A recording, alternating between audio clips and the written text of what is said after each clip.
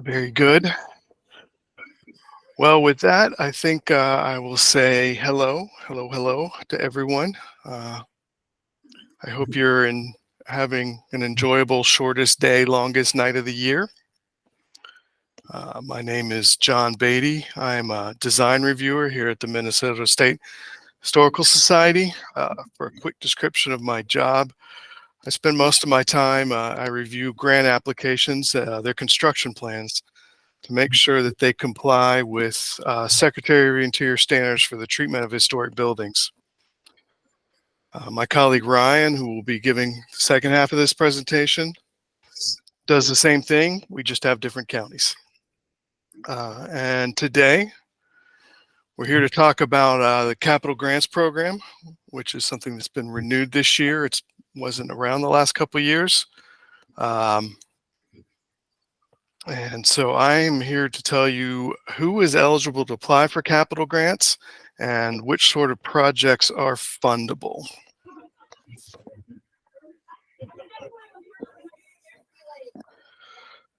All right, let me get my left hand and right hand going here. So the first question that I want to answer is who is eligible to apply? All applicants must be a political subdivision of the state. What does that mean? In simple terms, political subdivision means a county, a city, in other words, a statutory or home rule charter city, a town, a school district, or other subdivision of the state. As you can see on the screen here, there are Minnesota state statutes that help define what political subdivisions are eligible to receive bond funds. In addition to the applicant being a state subdivision, moving slowly here, I'm sorry. The projects must be for publicly owned properties that are listed, contributing, or eligible for the National Register of Historic Places. Typically, these are courthouses, city halls, schoolhouses, but there are other buildings as well. The National Register of Historic Places is a list that's maintained by the U.S. National Park Service. Here in Minnesota, the State Historic Preservation Office has an online list. Yes, I'll stop. Amber, how can I help you? Sorry, what was that other statute? The other statute, the previous screen? Yeah. Okay, let me back it up. Those are the definition of what political subdivisions are eligible to receive state bond funds. Okay. Do you need time to write that down? Oh, nope, I already got it. Okay, good. All right, you're welcome. So the State Historic Preservation Office maintains a list of properties that in the state that are listed on the National Register of Historic Places. There's also a property can contribute to a National Register listed district, which can be a little harder for the average person to determine. So you might reach out to us if you have questions.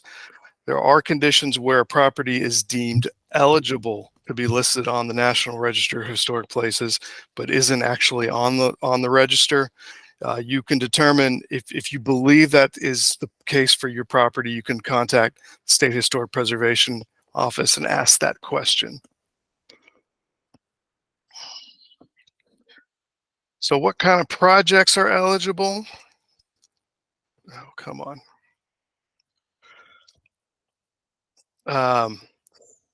So the types of projects that are eligible are that we typically deal with are building systems in historic buildings, accessibility projects, and large preservation projects. Preservation projects include restoration, rehabilitation, or preservation, and I will talk a little bit about each one. So Restoration, preservation, rehabilitation are terms that are defined by the Secretary of Interior standards for the treatment of historic properties. Just so you know, Ryan has a separate webinar dedicated to understanding the standards, which can be found at our website. Typical exterior projects in this category include roof replacement, masonry restoration and repair, including repointing work, historic window restoration, soffit siding and fascia repair, porch restoration, foundation and stair repair and restoration. There is a fourth category of projects defined by the Secretary of Interior standards called reconstruction, which is reconstructing something that did exist but no longer exists, and those projects are not eligible for this grant funding round.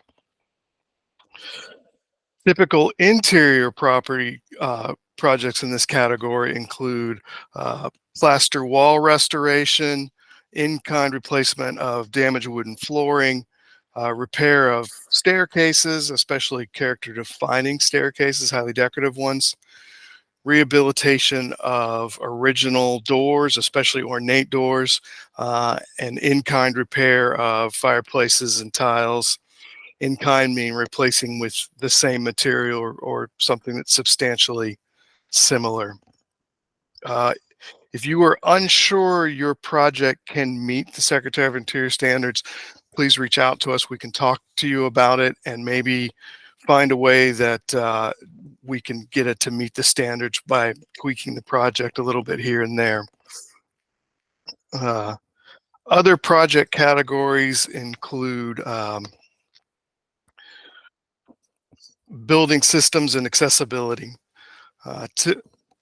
Building system projects include HVAC repairs and upgrades, safety and security system installations, and code upgrades and a replacement of electrical or plumbing systems. For your information, the useful life of the devices and systems must exceed 20 years. Accessibility projects improve access to comply with the Americans with Disability Act, or ADA. These projects are typically restroom installations or redesigns, or the installation of ramps, elevators, and or lifts. Mechanical projects and accessibility projects still must comply with Secretary of Interior standards, and but they work a little bit differently in those situations. In addition to eligible applicants and projects, there are other requirements for this round of capital grants. The request needs to be greater than $10,000. The municipality involved needs to have an equal match of funding, and that funding cannot be from another state source. All work needs to comply with Secretary of Interior standards for the treatment of historic properties, and reconstruction projects are not eligible for this program. You can find more information on the Secretary of Interior standards by searching for the standards at the National Park Service website. I also want to briefly mention some costs that can't be funded by the program. Projects to remodel or modernize the interior of historic properties typically won't be eligible. General maintenance, such as painting, refinishing of woodwork, and other small-scale aesthetic upkeep items typically aren't eligible. Landscape or site work, unless it is part of the preservation or restoration of a historic landscape. Costs incurred before the project start date assigned for the grant, that one's important.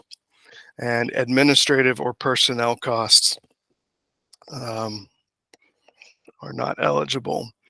Now that you know what is eligible and not eligible for the grant, let's briefly talk about the application requirements and attachments.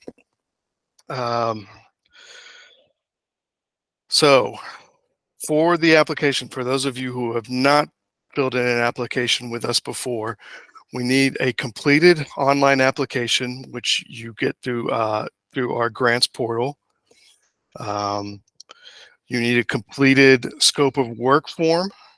The scope of work form is going to describe what you're doing, and usually it's going to describe the materials and methods used in that work. It can include specifications, plans, conditions assessment, and other background reports that help to justify the need for the project. We will need plans of the proposed work, and that will describe the existing fabric, the existing historic fabric affected by the project, and a description of the overall construction work. Current photographs of the building, a photo key plan showing where those photographs were taken from, and the National Register nomination form that shows that your property is on the National Register, or the eligibility letter from the State Historic Preservation Office if your building has been determined eligible but is not yet listed. So now I'm going to turn it over to Ryan and let him finish the rest of the presentation. Hi, my name is Ryan Maciej, and I am the other design reviewer. And now that John has provided sort of an overview of the different elements of what is needed for a capital grants application, I'm going to go into some of the tips that kind of help one sort of understand what we're looking for and where to obtain some of these different elements in an application. Next. So what you might be considering is, what do you need to provide? What do you need to explain? Well, things such as the significance of the property are important, and the fact that it's either National Register listed or National Register eligible really helps to underscore the significance of the property. So you can, talk about how it's significant to the community, if it's associated with a certain design type, certain people in the community who were noteworthy, a certain settlement pattern. It also would need to be accessible to the public physically, such as having tours at some time during the year or be visible in other ways. The work needs to meet the Secretary of the Interior standards for the treatment of historic properties. And as John mentioned earlier, they could be restoration, rehabilitation, preservation, but not reconstruction. There needs to be a project readiness. In other words, the project should be ready to go. There should be construction drawings, and there should be, like, in the background that informs the construction drawings, there should be some kind of a study, some type of a study or some type of an actual need that actually generates, the construction drawings. And then the applicant needs to demonstrate that they'll be able to finish the project. There needs to be a quality and a completeness of the application, and also a demonstration, like with ADA projects, that it's going to be able to be physically accessible to the public. Next. So one thing that we often get asked and is, what is the scope of work form, and why is it necessary? Where can we get one? Well, you can actually obtain one through that link that's on the bottom of the screen, and that will allow, through most of the computer programs, a person to actually fill it out. And what the scope of work form does is it allows us to see how your work is going to meet the Secretary of the Interior standards. It's also going to allow us to see what work is proposed. So if you're looking at restoring your historic windows, or looking at replacing your slate roof with another slate roof, or some of those types of things, this will help us understand what you're going to be doing. And also, this will end up, if it's properly filled out, linking it to some of the other things like the photographs, the drawing sheets. So it's really a complete package that, works together. Next. So this is another important part of the application, of course, with construction work, the plans for the proposed work. And the one that we show here is the Phelps Mill in Underwood, Minnesota. And here you can see different elevations that help us understand the building, the resource, what's proposed for it. In this case, they actually needed to cut back areas of rot in the wood and then recreate the areas of rot in kind with dimensional lumber and everything that was in species and so forth. So we look at things like having plans. If windows are going to be restored, we need to see detailed window restoration sheets. So it's basically whatever pertains to the project that we have something, here as part of the package so that we're able to more effectively go through the application and rank it properly so that we can understand your project as well as possible and to see how it meets the standards. Next. So this is something that we were busily working on earlier this year, and John got this started, John Beaty, and then we ended up continuing working on it, and these things are available now online. We had a lot of questions with photographs, so we now have these different tip sheets that are available online at our website that just talk about how to photograph the building properly. Make sure that the areas are covered, that areas are not missed, that things are clear, easy to read, not in too much shadow. And then so often we were getting maybe 60 photographs as like separate JPEG images, for instance, or TIFF images.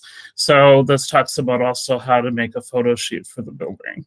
And by doing this, it just makes it easier for us to review the application and make sure it's all, hopefully together so that we can understand your resource by not even, needing to do a site visit at that time. Next. Another thing that we look at is a photo key plan, and this sort of gives an example of what one can look like. Here, the photo number is 0001. It's the one that's in the upper right-hand corner looking out into the space in that square that consists of the lower left-hand corner. And basically a person just indicates where they're sitting, where they're standing, where they're aiming the camera.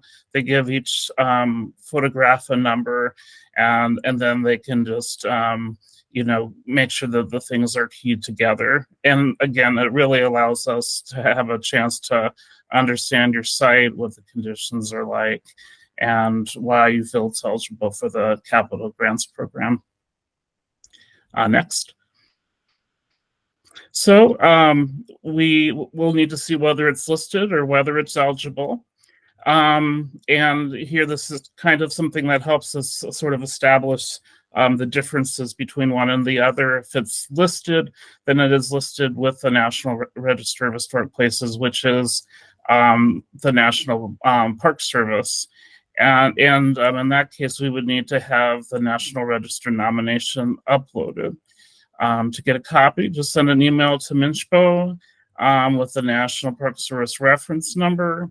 There's the email address. And then the other option is you can search the National Park Service website, or you can do a simple web search as well. Sometimes that will also provide links. Now, if it's only been determined eligible, and it's not yet on the National Register, there's no plan to have it listed in the National Register, then you can actually upload the letter of eligibility from MNHS. And actually, to get a digital copy, you can send an email to MNHS at datarequestshpo, SHPO, at state.mn.us.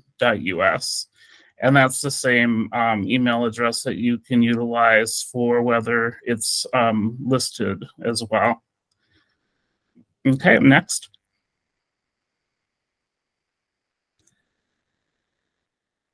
So in terms of some of the deadlines that are, coming up that we look at when we are, looking ahead into the new year, the pre-application deadline is actually January 26th, 2024. And the final application is March 8th, 2024. So for January 26, 2024, the pre-app deadline, a pre-application is required to be eligible to submit a final application. And then during the time right after January 26, we here at MNHS look through the information, and then we provide comments that actually will help with the final application. And then the final application comments that you provide in terms of, shoring up the information, maybe including something that wasn't included before, like good photographs or something, is 11:59 p.m. on March the 8th.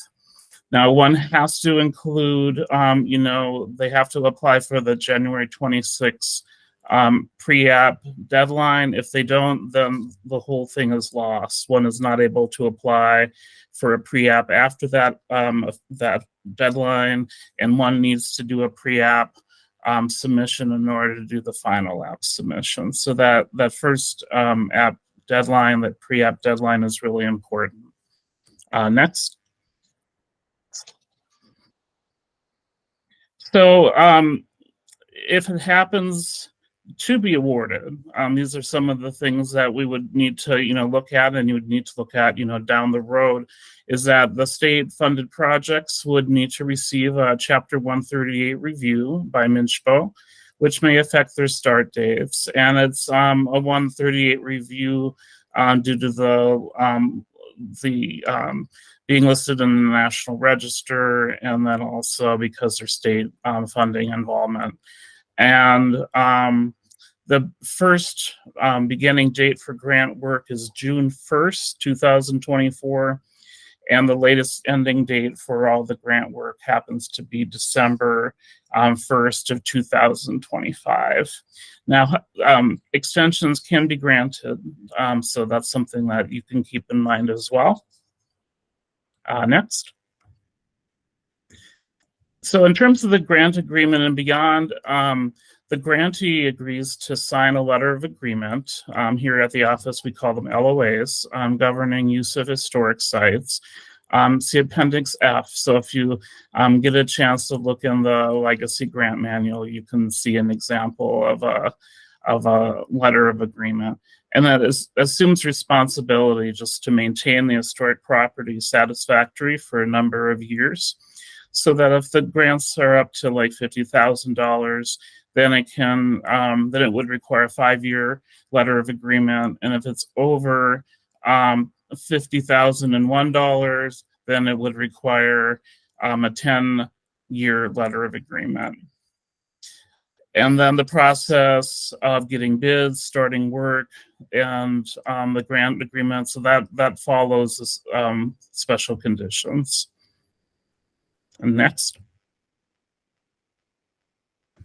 So some of the websites that might be helpful as you continue researching it and actually are involved with an application. The first one is the State Capital Projects Grants and Aid website, and that's available at www.mnhs.org/preservation/state-capital. And it just goes through, what we look at. There's a very helpful manual that was put into publication a few months ago. That's also really handy. And then, after looking at the information, if you're not able to find what you're looking for, you can, email us or give us a call. Next. And speaking of the capital manual, this is the website for it. It's a PDF, and you can find out, a whole a lot of information about the program this way.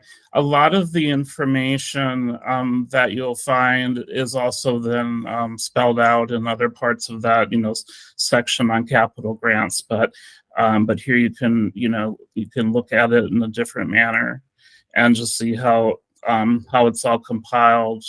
You'll find some similarities with the legacy grant program, but there's also a lot of differences as well. So, please be sure to look at it carefully. Next. So, sort of the final review with it then is it is for publicly owned properties that happen to be listed or eligible for listing in the National Register of Historic Places.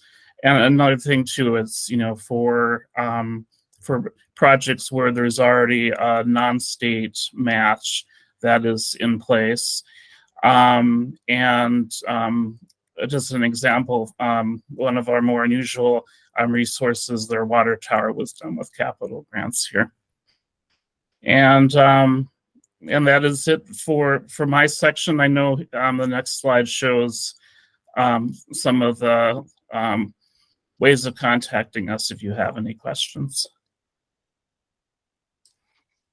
And with that, please feel free to ask us any questions. We will gladly answer what we can right now. And if we don't have good answers, we'll lie. I'm just kidding. We'll look up answers and get back to you.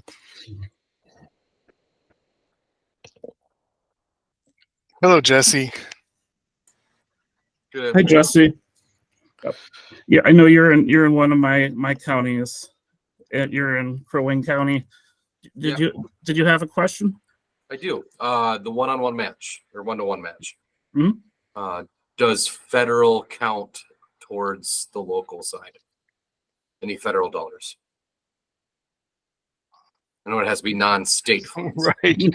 I'm going to lie and say yes, but I will. We should ask and get back to you. Is there any help from the others MNHS employees here? I feel like one of us may know, but I mean, I'm going to agree with the 90% sure that it would be okay. I know we don't fund federal organizations, but I've never heard anything prohibiting federal funds being used as match. Okay. I know for a project we might be applying for here is we've had some federal earmarks. Mm-hmm. So I wasn't sure if that would count towards our local match. I'm feeling yeah. Did you see Todd's comment there in the chat? Sorry, I pulled my headphone off to go ask, and I didn't know how far the conversation went. So I just asked Carolyn, our grants office manager, and she confirmed that federal funds can be used as a match for this program. Perfect. Yeah, that's great. I mean, I hope others have questions, but I was going to ask about that too. So state funds can't be the match for this program, but city and county funds, I assume, are just fine. Yes. All right. Hi, Jessica. You appear to be muted. Yes, a little technology challenge today. Happens every day in my life. So my question for you is that this hasn't been around for a few years now. Do you Correct. have any idea how long the program will be in place? Is this just a 1 year we can only confirm, or I see a 2 being held up by John. Yep. Yes. So we will have this same granting cycle in January through March of 2025. Yes, that is correct. Okay, thank you. You're welcome.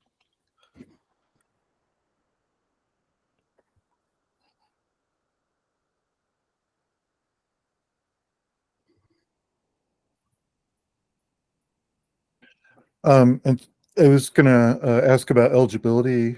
I mean, I think I know the answer, but if somebody has had the eligibility work done on their building, and the historian has found that it should be eligible, is that going to be enough, or do you need that letter from SHPO agreeing that the property is eligible? We would need that letter from SHPO agreeing that the property is eligible. All right. Yeah, we have to have the State Historic Preservation Office's concurrence. Nice. Hello, Amber. Hi. So I have a quick question. It looked like you needed like the drawings of the work Yes. to be done. So we're in a place where we don't have drawings yet. We just have the assessment. So would I have to wait till next year or something like this? Well, it depends on the complexity of the project, how quickly you could get the drawings together. Okay. Yeah, because we're still needing 33,000 for those drawings to be done. So Right. it might be a while. Yeah, it sounds like it's a more complex project as Yeah. well. Mm-hmm. So yeah, you'll probably have to wait till next year. Okay. Just so you know, you could potentially apply for a large round grant later in the summer of 2024 to help offset the cost of your or to help with your pay for your construction drawings. Although the timing on that might be a little tough. I don't know. Now that I say that out loud, I think, yeah, that would be pretty tight timing. I'm not sure that would work for you. But you might want to reach out to either Ryan or myself and see if there might be, maybe a small round grant, $10,000 or so that you could apply for to help pay for some of that construction documentation. Yeah. Yeah, I know, Amber, that later on this afternoon, I know we'll have a short meeting, and yeah, it'll be great to kind of, go over some of the other options. So yeah, I'll definitely look forward to that, and hopefully there's something from the smorgasbord of grant options that will be, a good fit at this point. Yeah. If there's something, that'd be good to know. Mhm. Definitely. Yeah.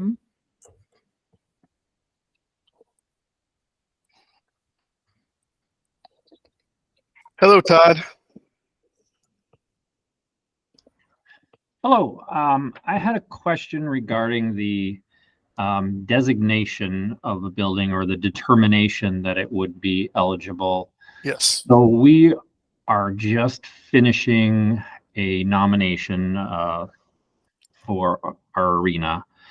And I know that won't be obviously designated before in any time, but is there any chance that it could be deemed eligible in a kind of time frame that this is in, and what would that process be? I mean, I'm assuming I know our nomination has gone to SHPO. I believe it has. Okay. So I think the short answer is if SHPO will, you might want to reach out to SHPO and ask if they will tell you that if they're willing to write you a letter saying that it is eligible, that they've determined it to be eligible, that would be enough for us. Okay. Because obviously, if they think it's eligible to submit to the federal government, then they obviously believe it's eligible. You just need a letter stating that they intend to do that. Okay. But since it just went there, do you know how long those reviews typically take before they'd even be able to make some kind of determination on that? I don't know. If anyone else has any idea of what that time frame looks like, please jump in. Todd, is this for the Rosso Ice Arena? Yeah, it is. Okay, yeah. Since your county is one of my counties, I remember we've been emailing some about this. When it was submitted, did they indicate a time frame or who to be in contact with if there were any questions? So I've been working with our historian, and he sent me all the information. I assumed he sent the same information to SHPO, but I guess I don't know that for a fact. I probably need to follow up with him to make sure that he's actually sent that to SHPO and not just to me. Yeah, hopefully there'd be a good idea kind of I know sometimes you know, like for or lately when we're doing some of our reviews here and they go, you know, we kind of have a time frame for and who the contact person is, so that you know can be provided, you know, and we just have some sense. I mean, I think like if it's something where you may not know by the end of January, but you might find out in February, you could always submit an application, submit the construction documents, and you know, hopefully then you'd have an answer, you know, before the final. That gets kind of a little bit precarious. I mean, it'd be, you know, or maybe also just giving them a call. And you know, normally the National Register reviewer is Ginny Way down there, and I can put her number in chat if you know you would like. I think I have her contact because I actually started a nomination and was working with her, and she's the one that suggested I get a historian involved. So Oh, great. I can follow up with her then. Oh, awesome. Okay. Thank you. Yeah, you're welcome. Oh, Well, I think with that, we will close up this shop for the day. Thank you for attending. And again, I'm going to reiterate, please reach out to us if you have questions. It's easier to start on the right foot. And I hope everyone has a lovely afternoon and a surprisingly warm December day. And I hope your holidays go smoothly. And we look forward to hearing from you soon. Thank you, everyone. thanks so much. Thanks.